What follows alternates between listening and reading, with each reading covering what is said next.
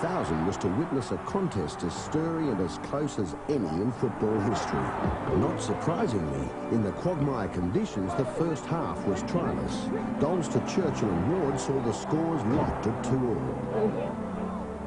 The struggle was grim and unrelenting. The water bucket in increasing use. 15 minutes from the end came the decisive blow, as the ball sweeps out to winger Ron Roberts. The Aussies hold on to win 5-2, and with it the Ashes for the first time in 30 years. The crowd goes wild. Players, fans and officials dance in the mud, and Captain Churchill is cheered from the field. Australia's halfback, Keith Holman, recalls the emotions that overflowed. I was crying, and it was one of those things that you never forget. We had mud in our eyes, and they wouldn't know if he was crying or not, but I think every one of us were crying because most of us were young fellas. Ron Roberts would never forget the reaction on that day. The crowd had walked all over the cricket ground, looked at the mud heap, and then went over in front of the grandstands cheering and screaming and going on, and it was bedlam. Great credit was also given to coach Vic Hay. A test man that day, Bernie Purcell was part of the South's juggernaut that won the grand final 21-15 over Wests. Some things never changed. The thump of the drum as Jimmy Sharman's boxing troupe came to town each Easter. The Interstate Series of 51 produced the first Queensland Series win since 1940. But it was the arrival of the fabulous Frenchmen that truly stole the show. Their focal point was the diminutive, chain-smoking captain, Puig Bear, with his uncanny goal-kicking ability. Here in the first test in Sydney, he landed 7 goals from all over the place. It was the Frenchmen's dazzling switches of play and quick passing that enthralled the crowd. They won the test 26-15. Australia turned it around to win the second in Brisbane and then the decider in Sydney, attracting 67,000 fans. Inspired by the powerful second rower, Ello Bruce, the tourists bewildered Australia. Stand-in halfback Jean Crespo scored 3 of their 7 tries. The result, a stunning 35-14 triumph, and the Frenchmen rejoiced. Australian front rower Duncan Hall remembers Puig Bear's special philosophy. Well, he was a great player, but not defence. He claimed that all them blokes in front of him, he said, no, they're there to tackle. He said, me just kick goals and do this and run with the ball or something like that, and that was his theory. Manly's victory over St George in the final of 51 won for them a grand final berth. A Manly try scorer that day was the young halfback Ken Arthurson. But Souths trounced the Northsiders 42-14 in the decider. Johnny Graves ran in 4 tries.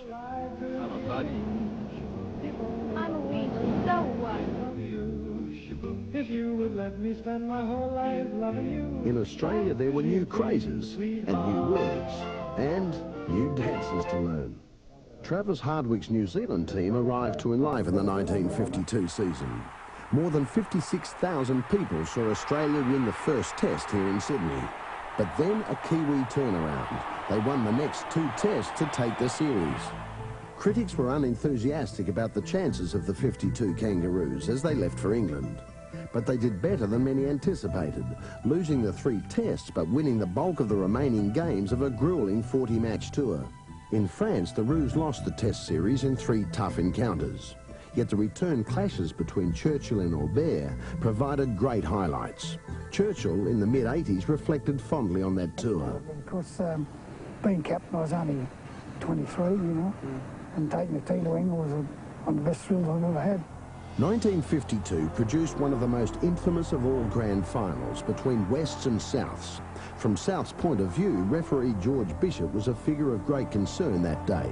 Remarkably, Bishop ruled this fair try-making pass from Threlfo to South's second rower McGreedy forward and disallowed the try.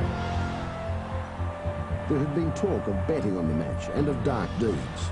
Bishop made several more highly contentious decisions which went against Souths. West won 22-12, but South's captain Jack Rayner has his own blunt view of events of that day. We weren't allowed to win. That's what I'd say.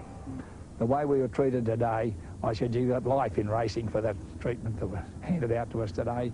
The penalties and the offside or forward pass that didn't take place.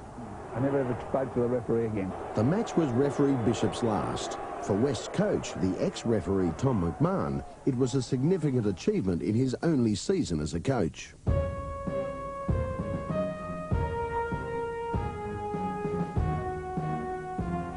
In November 1952, Jimmy Carruthers' first-round KO of bantamweight champ Vic Toweel saw him return home as Australia's first world boxer, thrashing St George 31-12 in the grand final, with Ian Moyer scoring 3 tries. The Australian team, captained by Clive Churchill, rated themselves unlucky to lose the Test series against New Zealand. They won 7 matches of the 9 games on the Kiwi campaign, but lost the first 2 tests before taking the third in Auckland 1816.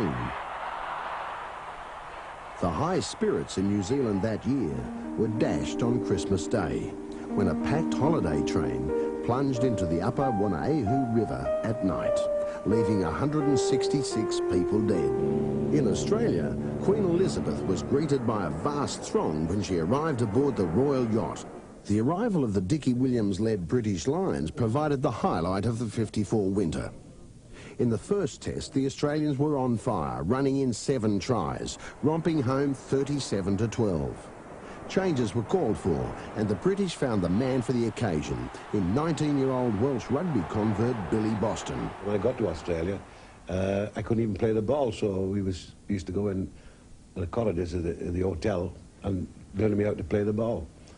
And I made my debut in the second test in Brisbane. It was a dream come true. What an impact Boston made, scoring 2 tries as he helped Great Britain turn it around. A memorable moment for Australia was a piece of Brian Carlson individual brilliance. The tourists' 38-21 victory levelled the series. The second of the New South Wales versus Great Britain matches has its special place in the Hall of Infamy. Referee Orb Oxford abandoned a disgraceful game, leaving the players to it as they brawled around him.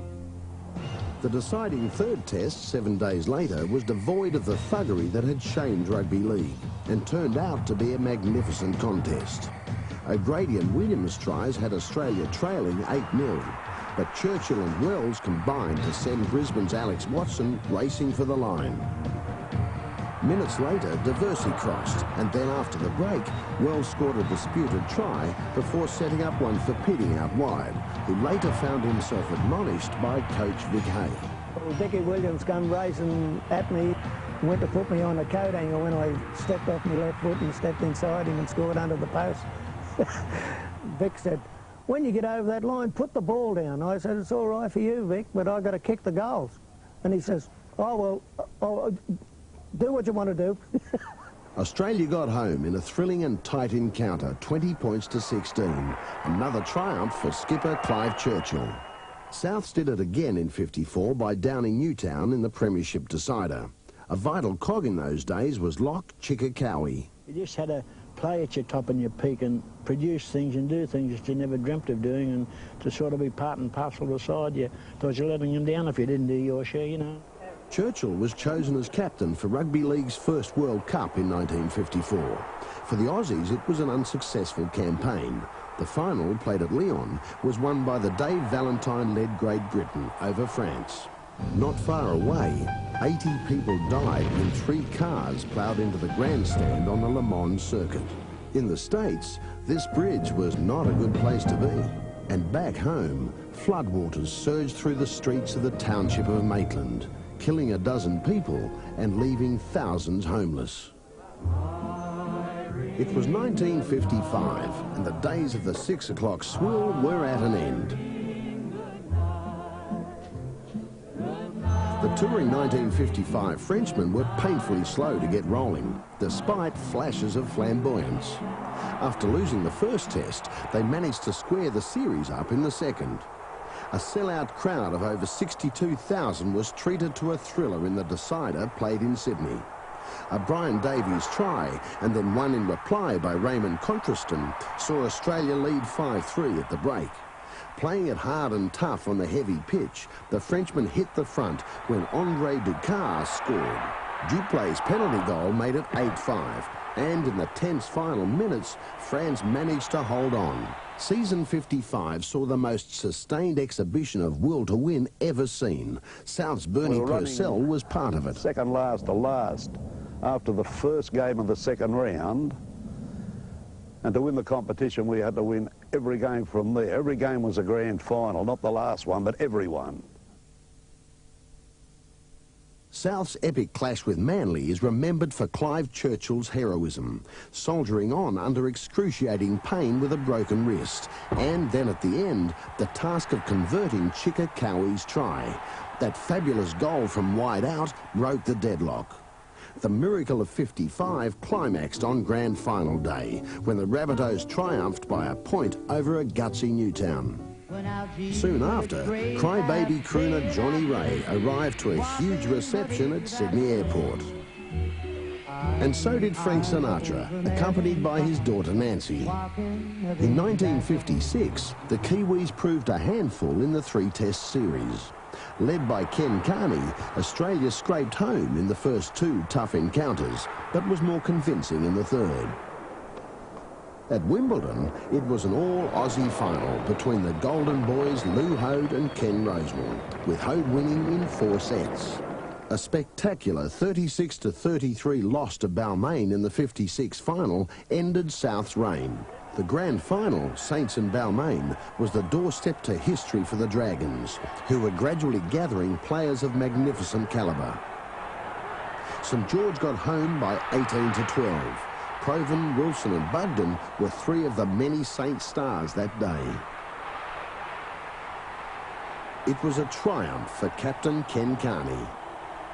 Melbourne hosted an unforgettable Olympic Games, and suddenly the country had an army of new heroes and heroines, such as the Golden Girl Betty Cuthbert and the Queen of the Pool Dawn Fraser. Ken Carney was chosen to lead the 56 Kangaroos. Big Billy Boston was unstoppable, and the Roos were well beaten here in the first test at Wigan. Their moment of glory came when they won the second at Bradford, but in the decider at Swindon they were soundly beaten. This is television. Good evening and welcome to television. 1957, and Australia hosted the second World Cup. The men in green and gold, captained by Newtown's Dick Poole, didn't lose a match.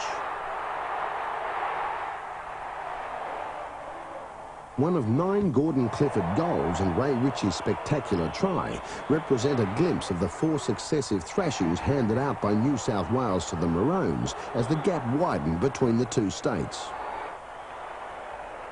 Harry Bath, back from Warrington, was the masterstroke signing by St George that year.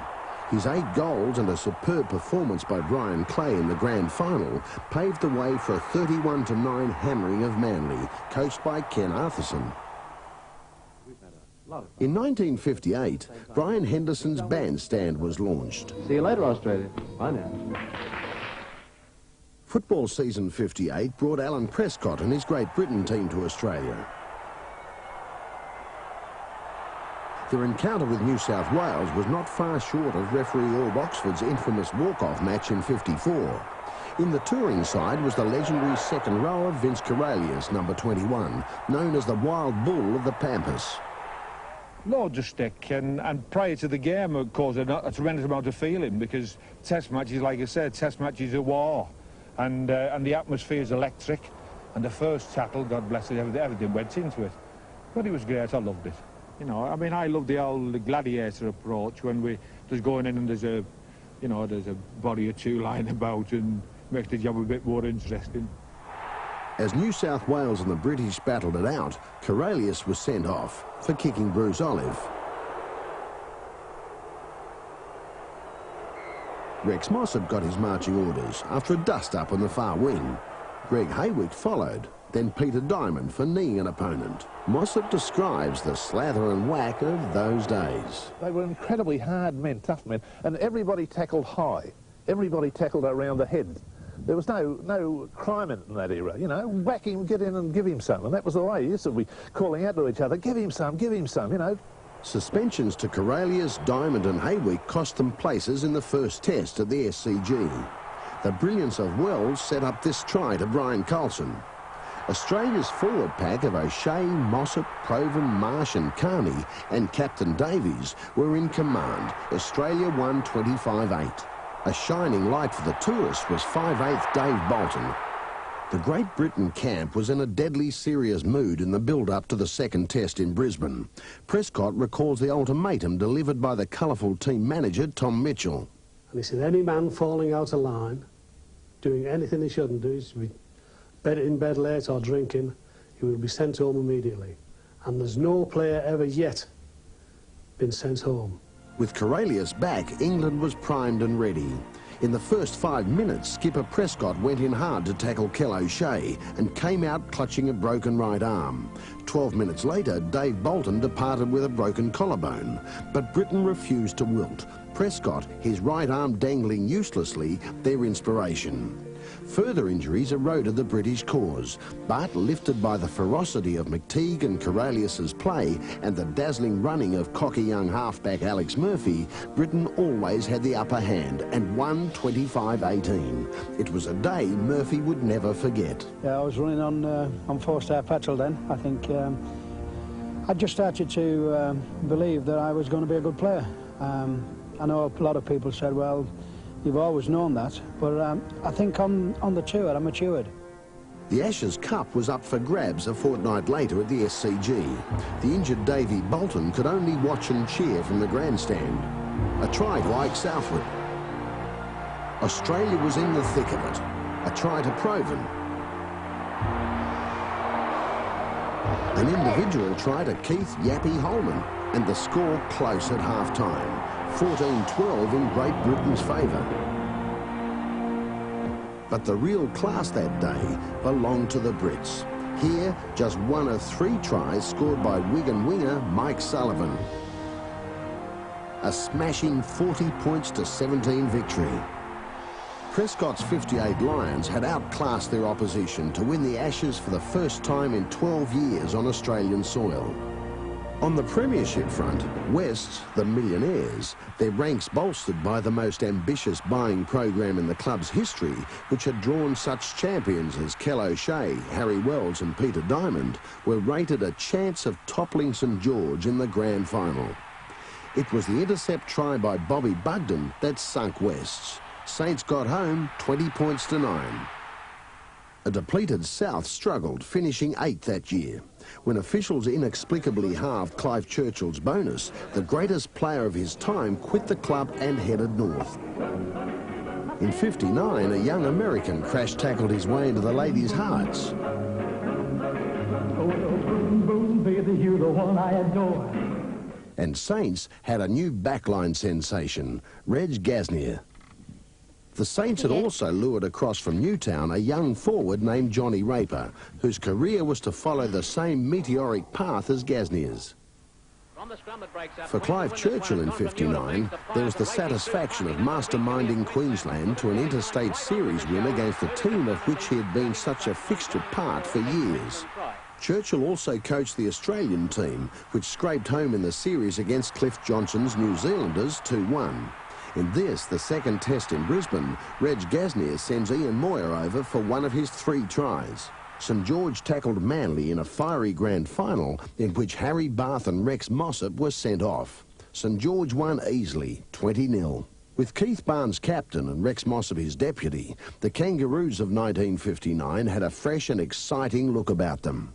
The legendary Dave Brown wishes Barnes and his team good luck and farewell at a gala dinner. May you be blessed with good fortune and a safe return to each and every one of you to your home folks. We have a very young side, but one that I am sure that with the experience we'll receive overseas will improve and become a very good side. The tour provided the classic confrontation between the 2 superpowers of World Rugby League. The first test at Swinton belonged to Reg Gasnier. In his test debut, the dynamic centre scored 3 tries, and the Clive Churchill coached Australians won 22-14. Gasnier's rival that day was the classic English centre, Eric Ashton. I've never seen a centre as fast anyway, ever. I remember first watching him in the Sydney Colts in '58, but it was no surprise to me that he came over in '59. He was a devastating player. The second test in the gloom at Headingley was a classic of its type, a try by Neil Fox.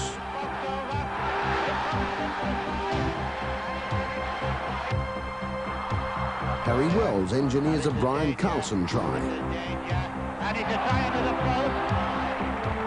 And then a crucial kick by Carlson, hitting the upright. It was to have a major bearing on the outcome. Controversy. Wells to Gasnier. Carlson to Muir, who heads for the line. But the pass from Gasnier to Carlson is ruled forward by referee Ron Gilder. Harry Wells was infuriated. After the game, I was that upset about it all. I happened to say to the referee, "You robbed us." And he said, "Harry," he said, "I got to live here." And I said, "Oh, well, fair enough." With Australia ahead 10-6, Ashton kicks through and Gasnier gathers, but is caught behind the line and not short of it. The Kangaroos believe the ruling should have been a line dropout, but instead Gilder orders a 5-yard scrum. It turns out to be critical. A sleight of hand try to British lock Johnny Whiteley. If you're an Englishman, you know, you always see that the Australians are always biased and vice versa. And it all gels to make him, you know, what rugby league test match is all about. It puts the spice on it. The Whiteley try was converted by Neil Fox, and Great Britain were home 11-10, levelling the series. The settling of the Ashes came down to a dour struggle on a grey day at Wigan Central Park.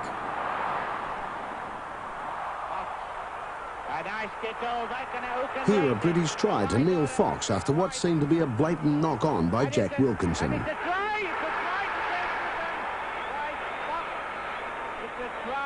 Now one of Test football's greatest moments as Gasnier set up a try for Brian Carlson. For Australia.